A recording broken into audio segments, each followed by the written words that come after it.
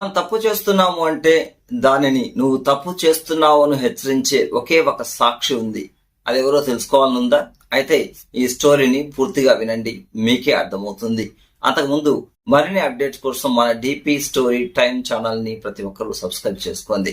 ఒక వ్యక్తి గ్రామంలో ఒక దుకాణంలో దాదాపు 20 సంవత్సరాలుగా గుమాస్తా పని చేస్తుంటాడు. చాలా నమ్మకంగా అన్ని రకాలైన పనులు ఆయనే చేస్తూ ఉంటాడు. యజమాని కూడా చాలా విశ్వాసంగా అతన్ని చూసుకుంటూ ఉంటాడు. కానీ అక్కడికి వచ్చిపోయే ఖాతాదారులు మాత్రం అతన్ని రెచ్చగొడుతూ, దాదాపు 20 సంవత్సరాలు ఇక్కడే పనిచేస్తున్నావు, నేటి యువకులు చూడు, ఒక చోట పనిచేస్తే సంవత్సరానికల్లా పక్కన ఇంకొక షాపును పెట్టి వాళ్ళు కోట్లు గడించి ఇల్లు కడుతున్నారు, కానీ నువ్వేమో ఇంకా ఇక్కడే పనిచేస్తున్నావే అని చెప్పి అనేవాళ్ళు ఉన్నారు. అలా అలా అంటూ అంటూ అంటూ ఒకరోజు అతనికి కూడా అలాంటి ఆశే పుడుతుంది. అరే, మనం ఎందుకు యజమాని కాకూడదు, ఎప్పుడు గుమాస్తాలాగా ఎందుకు ఉండాలి అని ఆలోచిస్తాడు.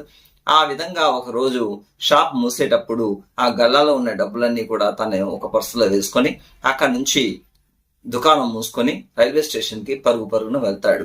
అక్కడ వెళ్ళిన వెంటనే కౌంటర్ లో టికెట్ అడుగుతాడు. ఎవరికి టికెట్ కావాలి అని అక్కడ కౌంటర్ లో అడిగితే తన నోట మాట రాలేదు. ఫస్ట్ మనం తప్పు చేస్తే మన యొక్క ఇండికేషన్ ఏమంటే మన ఫేస్ లో ఎక్స్ప్రెషన్ బాగా చెమట కారడం, నోట్లో మాట రాకుండా పోవడం, ఇలాంటివి ప్రతి ఒక్కరికి జరుగుతుంది. అలా అతనికి కూడా నోట్లో మాట రాలేదు. కానీ తేరుకొని హైదరాబాద్కు వెళ్ళాలి అంటాడు. టికెట్ తీసుకొని ప్లాట్ఫామ్ మీద కూర్చుంటే అటువైపుగా ఆ గ్రామంలో పనిచేసే ఒక పోలీసు అతని వైపే వస్తూ ఉంటాడు. ఇంకా అతని గుండె దడ పెరుగుతుంది, టెన్షన్ పెరుగుతుంది. నేను తప్పు చేస్తాను తెలిసిపోయిందేమో, పోలీసు వాళ్ళు వచ్చారని. కానీ ఆ పోలీసు దగ్గరికి వచ్చి ఎక్కడికి వెళ్తున్నావు అంటాడు. హైదరాబాద్కి వెళ్తున్నానంటే సర్లే పోయి వచ్చిన తర్వాత కలుద్దాం అని చెప్పి వెళ్ళిపోతాడు. ఇంకా ఊపిరి పీల్చుకుంటాడు. కానీ కొన్ని క్షణం ఆలోచిస్తాడు. 20 సంవత్సరాలుగా నేను నిజాయితీగా పనిచేస్తూ నిజాయితీ పరుడు అని పేరు తెచ్చుకున్నాను. ఈ రోజు కేవలం ఇచ్చిన డబ్బు కోసము, ఏదో నేను నా భవిష్యత్తు కోసము ఇలా తప్పు చేస్తే ఈ 20 సంవత్సరాలను నేను కాపాడుకున్న పేరు పోతుంది కదా అని ఆలోచిస్తాడు.